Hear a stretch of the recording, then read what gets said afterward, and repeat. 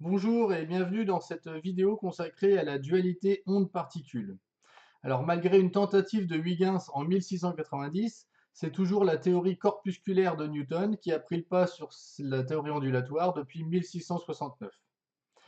Il faut attendre 1807 et les expériences d'interférence de Young, puis celle de Fresnel sur la diffraction en 1818 pour que la théorie ondulatoire s'impose.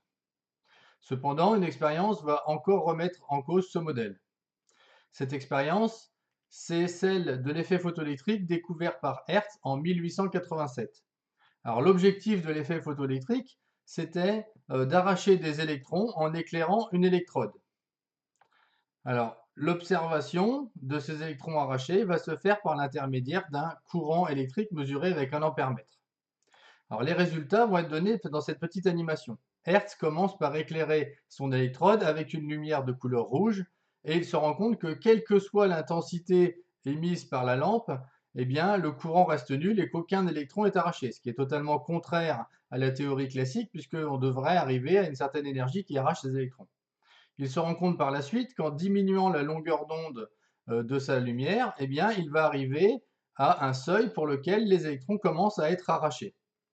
Alors cet effet photoélectrique, il va être expliqué en 1905 par Einstein et son fameux quantum d'énergie qu'on appellera en 1926 grâce à Lewis photon.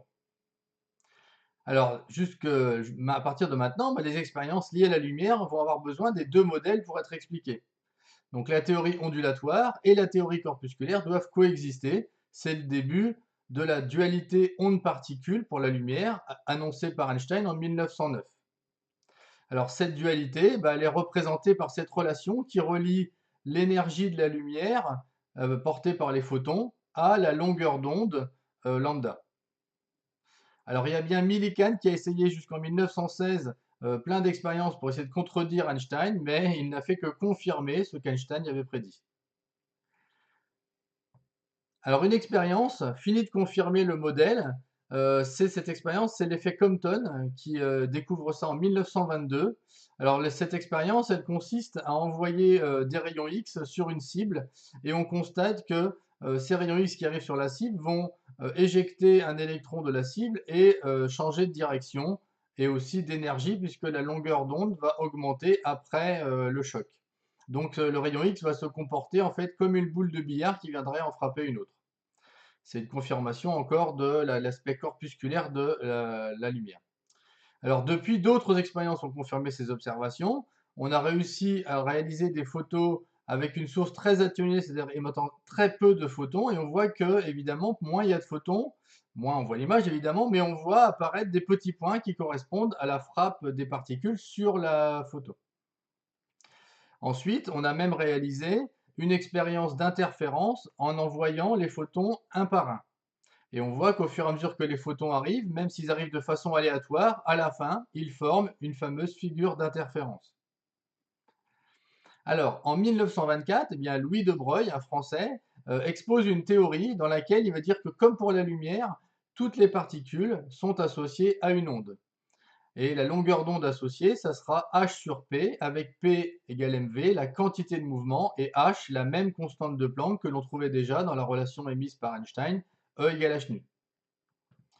Alors, la confirmation de cette théorie ne tarde pas à venir, puisqu'en 1927, une expérience réalisée par Davidson et Germer, dans laquelle ils bombardent une cible en nickel avec des électrons, va montrer, quand ils observent les électrons qui sont renvoyés par la cible, une figure qui représente très facilement, très distinctivement, la diffraction, comme pour des ondes.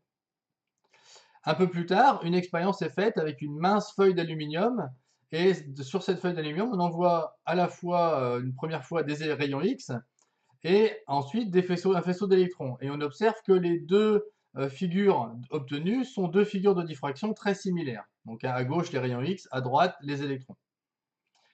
Dans les années 50, on réalise aussi des interférences avec des électrons qu'on envoie au fur et à mesure, et on voit à nouveau se former une figure d'interférence. Autre expérience plus tard, avec des neutrons ou encore des molécules. Vous voyez ici une figure d'interférence obtenue avec des molécules de phthalocyanine.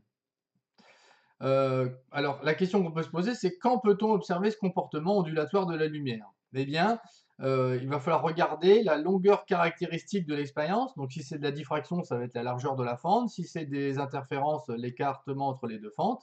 Et il va falloir que ce soit du même ordre de grandeur que la longueur d'onde, qui, on le rappelle, est donnée par h sur p, ou avec p égale mv. Voilà, c'est tout pour cette vidéo. Je vous remercie. À bientôt. Au revoir.